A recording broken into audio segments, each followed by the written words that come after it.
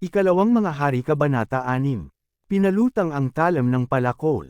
Minsan, lumapit kay Eliseo ang pangkat ng mga propetang pinapamahalaan niya. Sinabi nila, maliit na po para sa amin ang aming tirahan.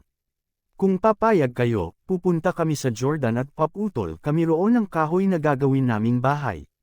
Pumayag naman si Eliseo. Sinabi ng isa sa kanila, kung maaari po ay sumama kayo sa amin. Sige, sasama ako, sagot niya. At pumunta nga sila sa Jordan upang pumutol ng kahoy. Nang pumuputol na sila ng kahoy, nahulog sa tubig ang talam ng palakol ng isa sa kanila. Sumigaw siya, Guro, anong gagawin ko ngayon?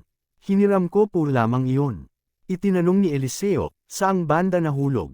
Nang ituro sa kanya kung saan nahulog, pumutol siya ng isang sanga ng kahoy. Inihagis niya iyon sa tubig, at lumutang ang talam ng palakol. Sinabi ni Eliseo, kunin mo na. Inabot naman iyon ng lalaki.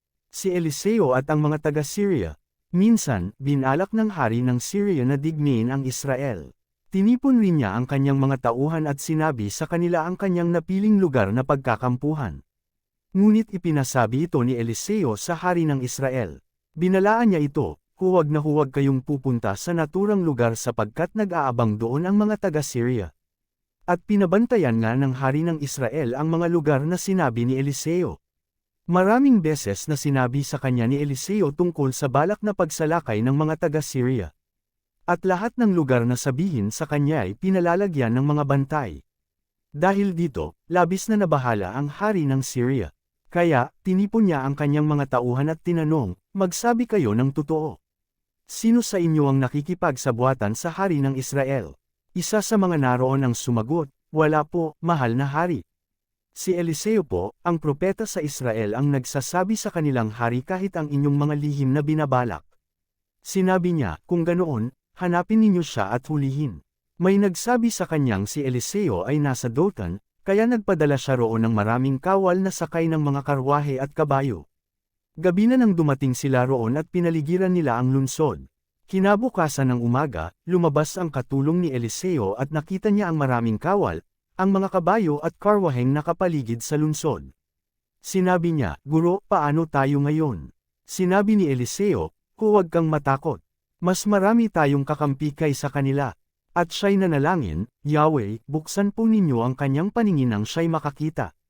Pinakinggan ni Yahweh ang kanyang panalangin at nakita ng katulong ni Eliseo na ang bundok ay punong-puno ng mga kabayo at karwaheng apoy na nakapaligid kay Eliseo. Nang salakayin sila ng mga taga-Syria, nanalangin uli si Eliseo, Yahweh, bulagin po ninyo sana sila. At binulag nga ni Yahweh ang mga taga-Syria bilang sagot sa panalangin ni Eliseo.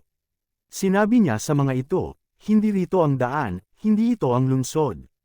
Sumunod kayo sa akin at dadalhin ko kayo sa taong hinahanap ninyo. At sila'y kanyang dinala sa Samaria. Pagpasok nila sa lungsod, nanalangin si Eliseo, Yahweh, buksan na po ninyo ang kanilang paningin nang sila'y makakita. Binuksan nga ni Yahweh ang paningin ng mga taga-Syria at nagulat sila nang makita nilang sila'y nasa loob ng Samaria. Nang makita sila ng hari ng Israel, 2 beses nitong itinanong kay Eliseo, papatayin ko po ba sila? Sumagot siya, huwag, mahal na hari.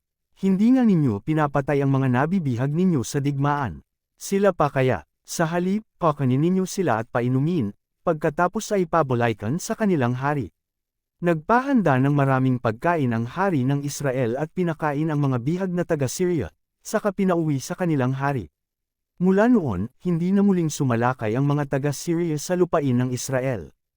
Ang pagkubkob sa Samaria, hindi nagtagal, tinipon ni Ben-Hadad, hari ng Syria ang kanyang buong hukbo at kinubkob ang Samaria. Dahil dito'y nagkaroon ng tagutom sa Samaria, ang isang ulo ng asno ay nagkahalaga ng 80 pirasong pilak at 5 pirasong pilak naman ang kalahating litro ng dumi ng kalapati.